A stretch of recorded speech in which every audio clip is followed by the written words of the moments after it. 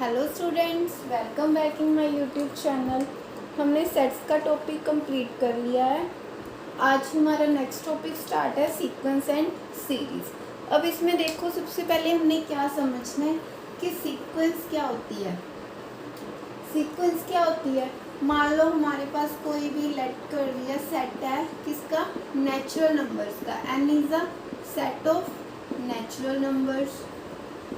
ऐसे ही हमने एक सेट लिया है, इसके ऐसे n to n लिख दिया। ये हमारा सेट है first n natural numbers. Okay, ये हमारा सेट है first of n natural numbers. हमने कोई एक x लिया है, ये क्या है? हमारा नॉन एम्प्टी सेट।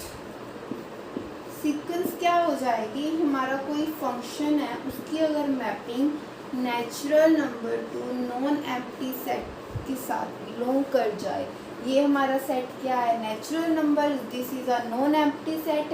कोई अगर हमारा फंक्शन है natural number two non empty set, ये क्या है? हमारी डोमेन। ये रिलेशन और फंक्शंस में होता है ना। और ये हमारी क्या हो जाएगी? रेंज। अगर कोई नॉन एम्प्टी सेट आ जाए, नेचुरल नंबर्स को बिलोंग कर जाए, तो उसे हम क्या बोलते हैं? सीक्वेंस। अब देखो, सीक्वेंस में भी टू टाइप्स होती हैं, है ना।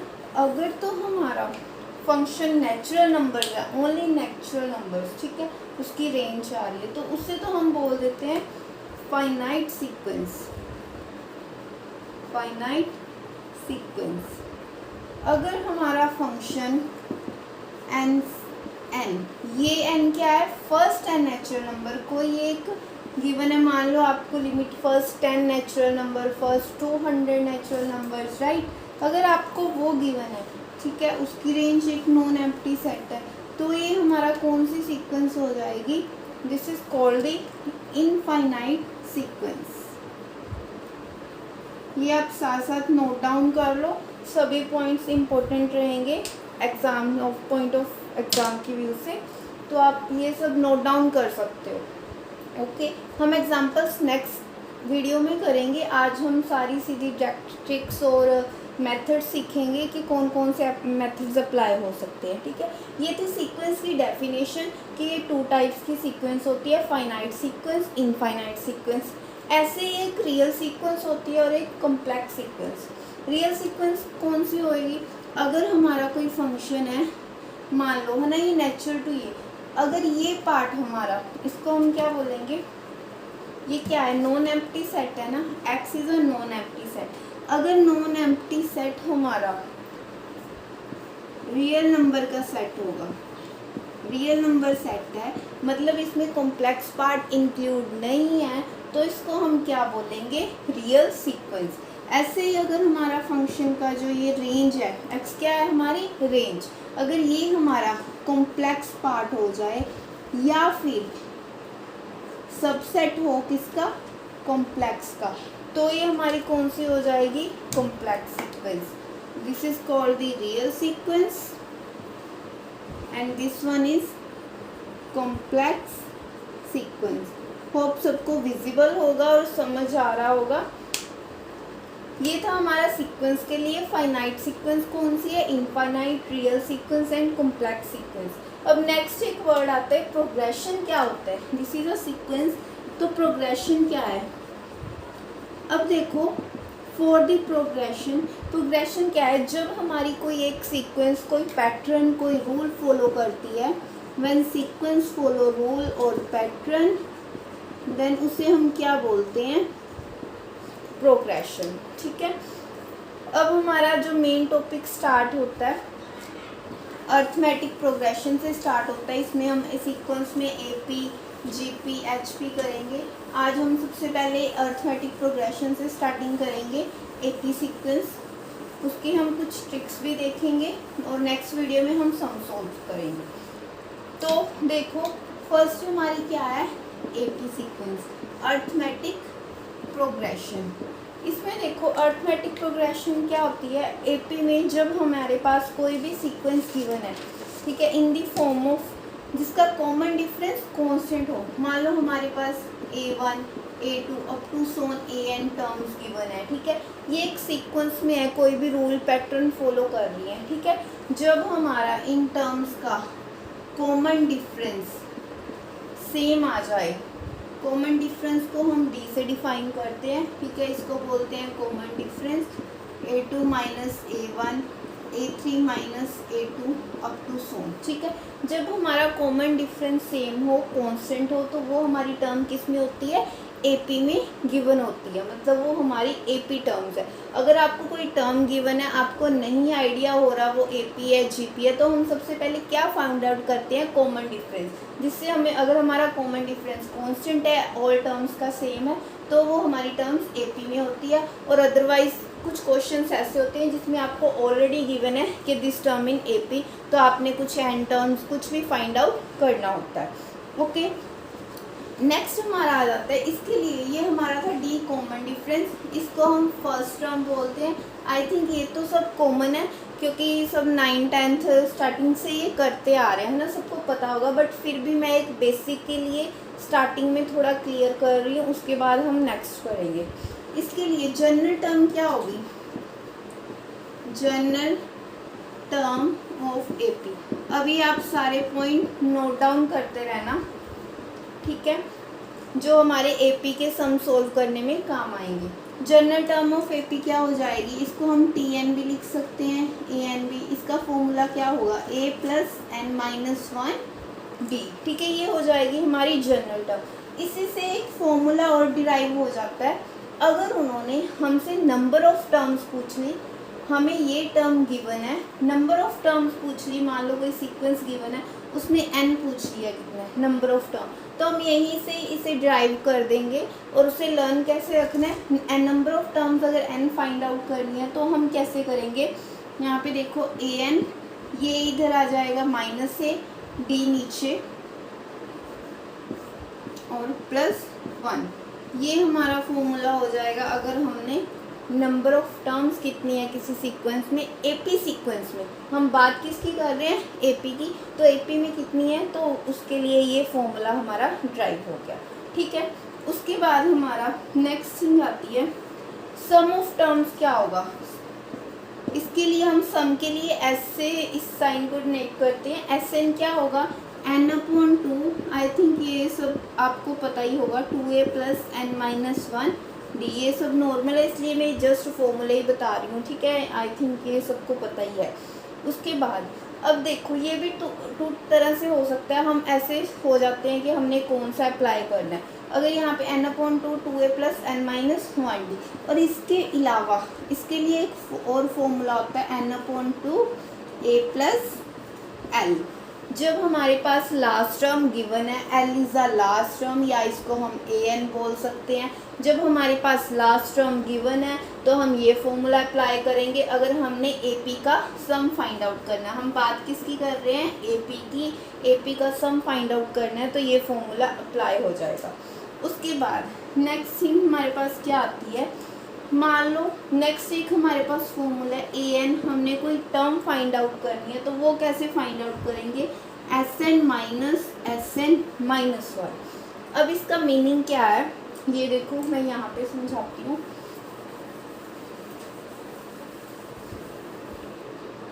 हमने मान लो अब यहाँ पे क्या है, हमने कोई AN टर्म फाइंड आउट करनी है, तो उसके लिए कौन सा फॉर्मूला होगा, SN माइनस 1। अब देखो इसको मैं समझाती हूँ।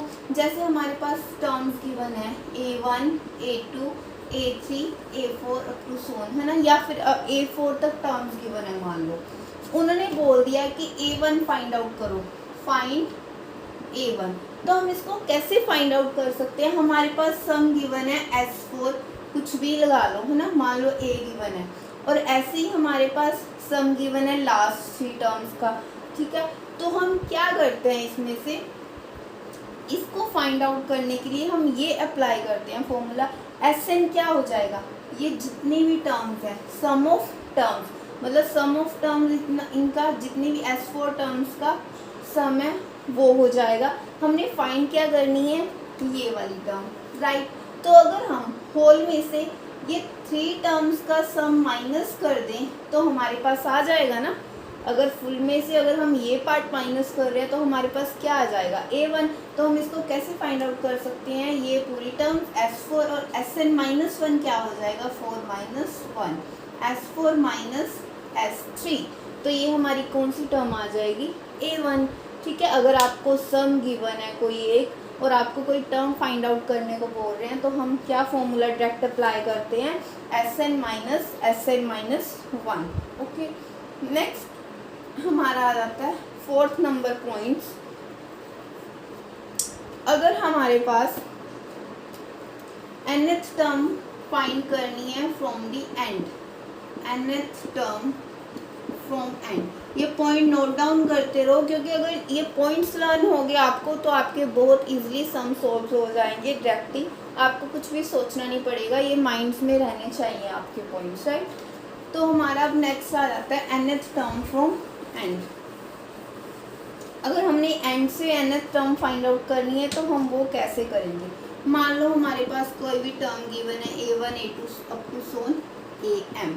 अब उन्होंने nth टर्म एंड से बोली है, एंड मीन्स लास्ट। ओके, तो इसके लिए क्या फॉर्मूला होता है, फॉर्मूला देखो सेम ही है जैसे हम उसमें क्या करते हैं, अगर हम सिंपल एपी की आगे से सीक्वेंस के टर्म्स निकालते हैं उसका फॉर्मूला क्या है an is equal to a plus N minus 1b, right. ये तो फॉर्मूला जो हमने पहले निकाला था, है ना, टर्म्स फाइंड करने का।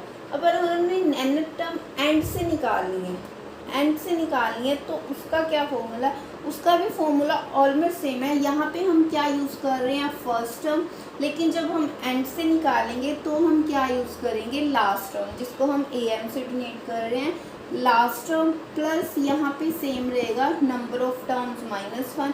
और यहाँ पे मैंने इसे कैपिटल D लिखा है। कैपिटल D क्यों लिखा है, क्योंकि जो हमारा कॉमन डिफरेंस है, जब हमारा रिवर्स एंड से स्टार्ट होगा तो ये क्या हो जाएगा, इसका जो साइन है चेंज हो जाएगा, इसलिए मैंने इसे कैपिटल D में लिखा। होप ये क्लियर होगा। अगर हम नंबर ऑफ टर्म आगे से फाइंड आउट कर रहे हैं तो उसका तो फॉर्मूला हमने ये जनरल टर्म देखी थी स्टार्टिंग में, लेकिन अगर हम एंड से फाइंड आउट कर रहे हैं तो am plus N minus 1d, formula same है लेकिन हम फर्स्ट की प्लेस पे क्या कर देंगे लास्ट टर्म, और जो कॉमन डिफरेंस है उसको मान लो हमारा कोई कॉमन डिफरेंस 5 आ गया तो उसको हम यहाँ पे क्या लिखेंगे -5, मतलब उसको हम चेंज कर देंगे उसका साइन, ठीक है। पॉजिटिव है तो नेगेटिव, नेगेटिव है तो पॉजिटिव कर देंगे, ठीक है। इसको क्लियर करने के लिए हम एक एग्जांपल ले लेते हैं। जैसे एग्जांपल है फाइंड, यहीं पे लिख देती हूँ ना, होप सबको विजिबल होगा। फाइंड 20th टर्म, हमने 20th टर्म फाइंड आउट करनी है फ्रॉम दी एंड, एंड से 20th टर्म फाइंड आउट करनी है और हमें टर्म गिवन है ये वाली 3 8 13 253, ठीक है। हमने एंड से टर्म फाइंड करनी है एंड से, अगर तो हमें ऐसे ही गिवन होता फाइंड दी 20th टर्म तो हम ये नॉर्मल फॉर्मूला लगा देते k plus N minus 1d और हमारी टर्म आ जाती, लेकिन यहाँ पे इन्होंने स्पेशली मेंशन क्या कर दिया एंड। तो अब देखो अगर हमने एंड से फाइंड आउट करनी है तो इसके लिए क्या करेंगे, सबसे पहले तो हम आगे से इसका कॉमन डिफरेंस देख लेंगे क्या है। कॉमन डिफरेंस क्या आ रहा हमारा कॉमन डिफरेंस कैसे निकालते हैं, a2 minus a1, 8 minus 3 is equal to 5, ठीक है। ये तो हमारा हो गया कॉमन डिफरेंस। अब देखो लेकिन हमने एंड से निकालनी थी, एंड से अगर हमने फॉर्मूला लगाना है तो हमारी लास्ट टर्म फर्स्ट टर्म बन जाती है, तो हमारी फर्स्ट टर्म क्या बन जाएगी 253। निकालनी कौन सी टर्म है 20th, तो इसको हम कैसे लिखेंगे a20th और लास्ट टर्म हमारी फर्स्ट टर्म बन जाएगी 253 प्लस n क्या हो जाएगा, जो हमारी 20th टर्म गिवन है n माइनस 1।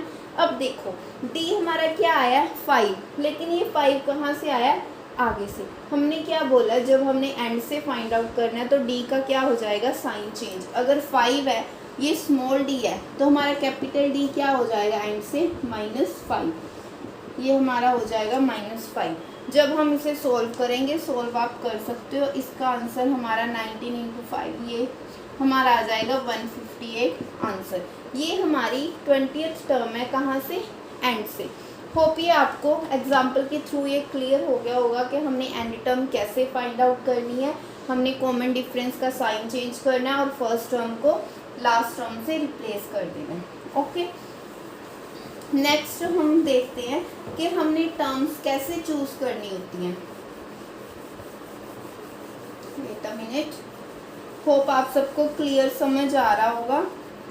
अगर आपको समझ आ रहा है तो वीडियो का एंड तक देखें और लाइक एंड शेयर प्लीज कर देना। अब देखो, नेक्स्ट हमारा टॉपिक आ जाता है सिलेक्शन ऑफ टर्म्स। हमने टर्म्स की सिलेक्शन कैसे करनी है। जैसे हमें सम्स आ जाते हैं, हम फिर से कंफ्यूज हो जाते हैं कि हम ए प्लस डी टर्म्स लें या कौन सी वाली टर्म्स लें। लेकिन उनमें देखो एक डिफरेंस होता है जब हमारे पास कोई भी सम ना गिवन हो। फर्स्ट पॉइंट हमारा में भी 6 चल रहा था ये, है ना। तो 6 में फर्स्ट पॉइंट क्या है, when some is not given. हमारे पास एपी का सम गिवन नहीं है, सम नॉट गिवन, तब उस टाइम क्या कर सकते हैं हम। तो हमारी नंबर ऑफ टर्म्स और टर्म्स टेकन, ठीक है। नंबर ऑफ टर्म्स मान लो हमने, अगर हमारे पास सम गिवन नहीं है और हमने नंबर ऑफ टर्म्स मान लो 3 लेनी है, तो हम टर्म्स कौन कौन सी लेंगे जो हम नॉर्मल लेते हैं, ए plus D, A plus 2d, A plus 3d, ये चलता रहेगा। ऐसे ही अगर हमने 4 टर्म्स लेनी है, ए plus D, A plus 2d और ए प्लस 3d।